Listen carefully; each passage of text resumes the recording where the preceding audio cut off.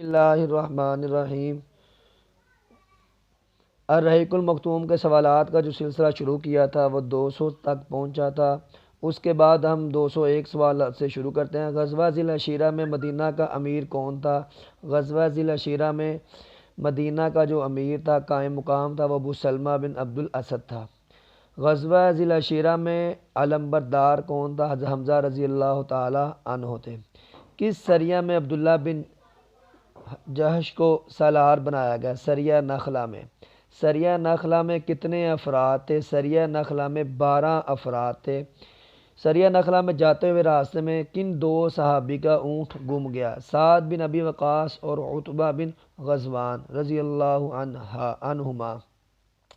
اسلام میں پہلا مقتول کب ہوا اور کون ہوا؟ اسلام میں پہلا مقتول عمر بن حضرمی، اور یہ سریہ نخلہ کے نتیجے میں یہ قتل ہوا۔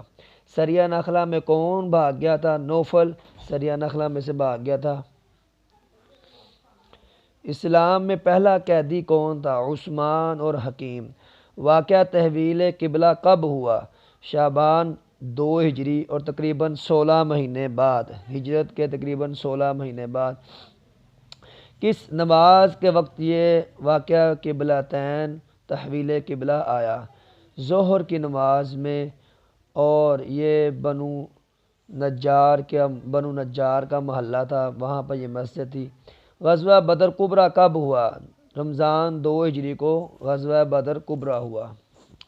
بدر میں مسلمانوں کی تعداد کتنی تھی؟ 313 تعداد تھی۔ مہاجرین اور انصار کتنے تھے؟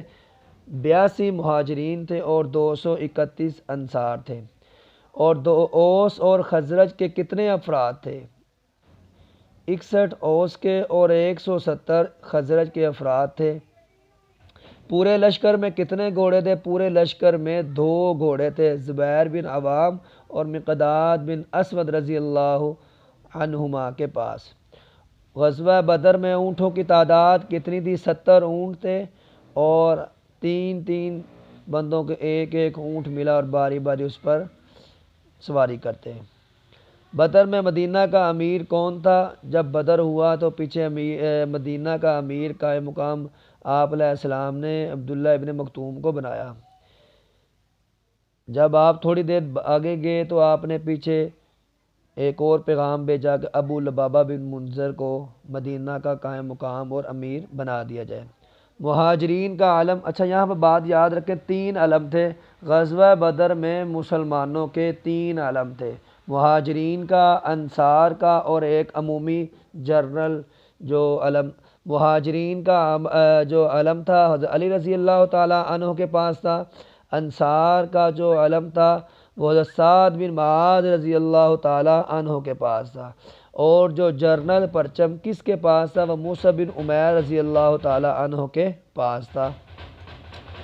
دائیں جانب کو میمنہ کہتے ہیں، اس کا افسر کون تھا؟ زبیر بن عوام۔ اس کی ترتیب یوں آ کرتی تھی کہ لشکر کے ایک دائیں جانب ایک افسر ہوتا ہے، اور ایک بائیں جانب، اور ایک آگے اور ایک پیچھے۔ جو بائیں جانب ہے اس کو میسرہ کہتے ہیں، اس کا افسر کون تھا؟ مقداد بن اسود اس کا افسر تھا۔ ساقہ کی کمان کس کے پاس تھی؟ قیس بن ابی صعصع، اس کے پاس ساقہ کی کمان تھی۔